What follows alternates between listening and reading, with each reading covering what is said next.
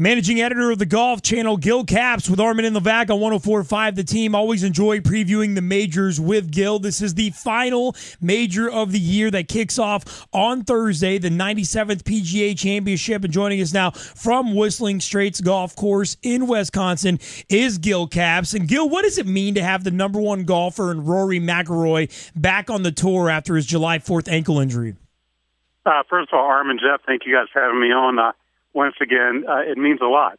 I mean, Rory is number one, right? He's the showstopper now, so to speak, in golf, or at least was until Jordan got on this little roll.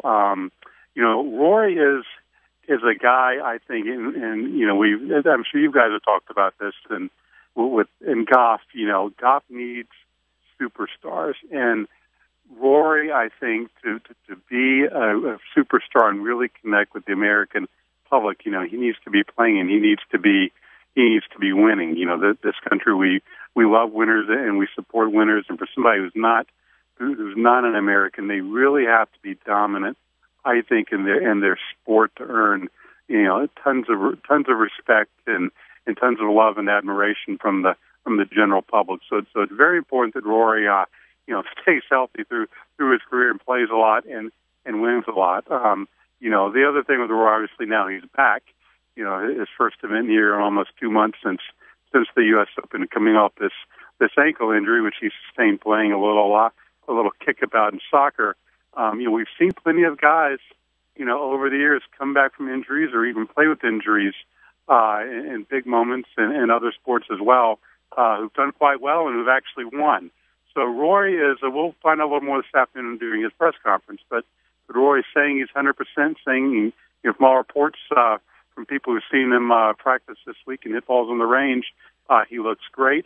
He looks ready to go, and I wouldn't be surprised if he's right there come late Sunday afternoon. Now, I've seen some pictures of that grapefruit-sized swelling on his ankle, so we can put all that out of our mind for now, and everything we're hearing, he's going to be ready to go out there and compete at a high level? I think so. Roy's one of those guys, there's some athletes where they get up to the podium, right, and they start talking, and you can just see there's like a little tape recorder going in their mind of what they plan to say, and they're saying nothing, right? Rory gets the idea. Rory's kind of the opposite. I think Rory tends to give you what actually is happening, and so he's one of those guys, I think, when he says, I'm 100%, I'm ready to go, it's not bothering me that much. Once again, we'll find a little later this afternoon during his press conference a little more. But I tend to believe that more from Rory than I would from other players. Gil Capps of the Golf Channel with Armen Levack on 104.5 The Team, also author of The Magnificent Masters. Gil, Jordan Spieth, despite not winning the third major of the year, now has an opportunity to win the American Slam. No one has ever won 3 American majors in one season. What would it mean to golf if a 21-year-old got that done this weekend? Absolutely. Jordan's stock just keeps rising and rising. I mean, 22 years old, and to do something that no player has ever done, no matter what age they are, it would really put him in another stratosphere. I mean, already he's a guy who's, look, he's the first golfer since Tiger Woods in 2007 to be on 2 different Sports Illustrated covers in the same year. So that shows you kind of how the marketing potential and the fan base that he could potentially have during his career. But, we talk about how young he is. Like I said, 3 majors in a year, and no one's ever done all 3 in the U.S., you're right, and only 2 other players have ever done 3 in 1 year, and that was Ben Hogan in 53 and Tiger Woods in 2000. The ceiling is, keeps rising for this guy. Now, you said the name, so I got to ask the question. Tiger Woods, what can we expect from him this weekend? If Tiger makes the cut, it'll be a successful week. Oh. I don't know how. It kind of reminds me of when guys like Arnold Palmer and Jack Nicklaus got older.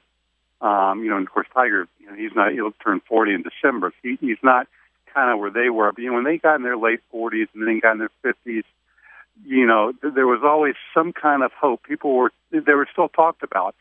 but there was always this little string dangling out there when they would maybe play well one round or seem like, oh, they make a run. Can they do it? Can one of those guys, win again? And that's kind of almost the point I feel like we're getting with Tiger. You would seem to be, he has a lot more left in his tank than those guys did at an older age. But it seems we're hoping for a Powerball number to come up with Tiger, and I don't see it happening this week, and I don't know when it's going to happen. Look, one of the things that's the big speculation this week is he going to commit to play next week in Greensboro? Because he's not, he's not high enough. He's not going to be eligible for these PGA Tour playoff events coming up. It looks like his golf game, still not where he wants it to be. Is he going to commit next week and kind of show the world, look, I'm serious about getting better, and I'm serious about, taking my game out there and playing a lot, and trying to prove to get back to where I need to. If he shuts it down and doesn't play that next week, to me, it's a big sign there's more happening there than meets the eye with Tiger and maybe his drive to get back to where he once was.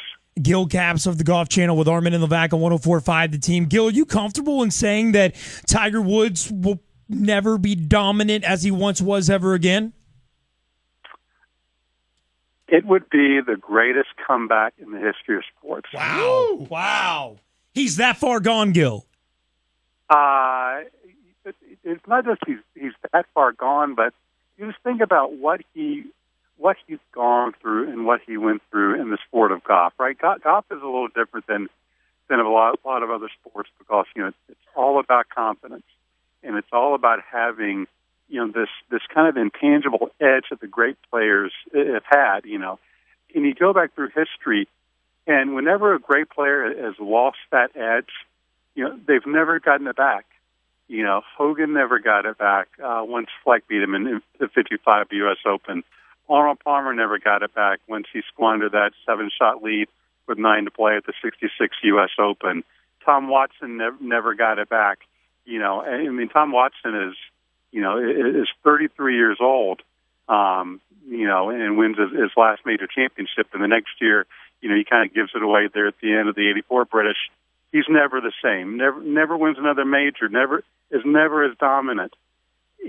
Golf is such a hard and difficult sport to regain that edge. And for Tiger to, we're talking about a guy now who's 278th in the world. And so you're talking about, do I see Tiger coming back in a year, 2, 3, and winning 7 times a year and 2 majors a year for a little stretch? I'm not going to call that fantasy because you never want to write off, someone who was once the greatest in their sport. But it's pretty close to fantasy. Gil, as I look through the groups that are going to tee off, what is it, like 220 or 120 in Wisconsin? Jordan Spieth, Rory McIlroy, Zach Johnson in a group. If I give you that group or the field, who wins this golf tournament? Wow, you'd have to take the field. I mean, there was only one guy back in the day where you would, and once again it was Tiger Woods when he had that little stretch where he won, 7 of 11 majors about 15 years ago.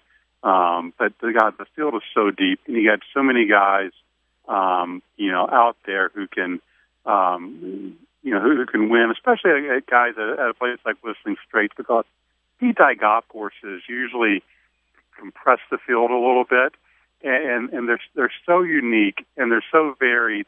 It doesn't really, they don't really seem to favor necessarily a long hitter or or a guy who's really good at a short game or one or the other. It kind of takes the whole package and whoever is on that week. So, I would have to say I would take the other 153 players and over that particular threesome. Now, also, I've noticed that, the weather today looks pretty good, but the golf course I'm hearing is pretty wet. Like, how is this going to play? Golf course is wet and softer than they would like. It's been nice yesterday. It was nice today. I'm supposed to start being a little more humid and warmer, and maybe a slight chance of some rain tomorrow, and maybe once again on the weekend. So, it seems that may see a few low scores. These guys, they're able to adapt, on the fly. I mean, you would have thought that, at the Open Championship, once again, it's a bomber's paradise, and the long ball is going to win. And here's a guy like Zach Johnson who, is able to have wedge into half the holes, and he winds up winning. So there's enough depth out there where really anybody can win. Gil Caps of the Golf Channel. Gil, who's going to win the 97th PGA Championship? Call it. Who is that anyone? Who's that anyone? I'm going to say, let's say Jason Day. What the heck? Here's a guy who came so close. He was battling that vertigo at the U.S. Open. He seems to have found out that and got that kick. There was an infection. Played great at St. Andrews. Won the next week. He's a guy who seems right there. I mean, you got a lot of the guys there in the top 10 playing well. You got Justin Rose who's played well. Louis Oosthuizen kind of in there as well. Dustin Johnson's a big story up here. Can he kind of come back to Whistling Straits where he had the mishap and the penalty 5 years ago? But the one thing I think that I would keep in mind is here at Whistling Straits is the first two have ended in playoffs, and like I said, we've had a bunch of leaderboards, and it really is major championships. But Bobby Jones used to have a phrase, guys, that there's two kinds of golf, right? There's golf you play, and there's tournament golf. Well, I think in this day and age, I think there's three kinds of golf. I think there's golf, there's tournament golf, and there's golf you watch on TV Sunday afternoons from 4 to 6 o'clock. That final 9 holes of guys in contention.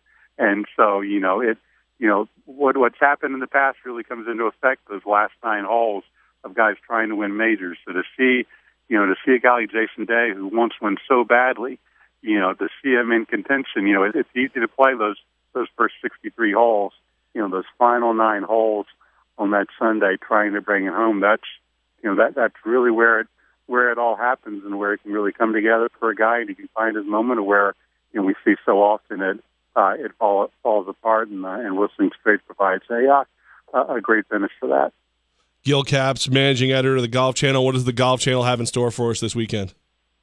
Wow, 60+ hours of coverage we have this week. Yeah. We'll be on the air 8 o'clock Eastern tomorrow, Thursday, and Friday, leading up into coverage on TNT, and the same on the weekend, leading into CBS's coverage, and as well as right after they're off the air, our post-game live from right on at Whistling Straits with Rich Lerner and David Duvall and Brandel Chambly and Frank Novelo. Wow, good stuff. Go Caps of the Golf Channel. Check out the Golf Channel this weekend to watch the 97th PGA Championship coverage all weekend long. Gil Caps, also the author of The Magnificent Masters, Jack Nicklaus, Johnny Miller, Tom Weiskopf, and the 1975 Cliffhanger at Augusta. Check out that book. I'm looking at it right now on Amazon.com. It's available, baby. Go scoop it up. It's really good. Gil, we love you, man. Have a great weekend. Have fun at the final major of the year, and we'll be in touch, my friend. Guys, appreciate it. Have a good weekend.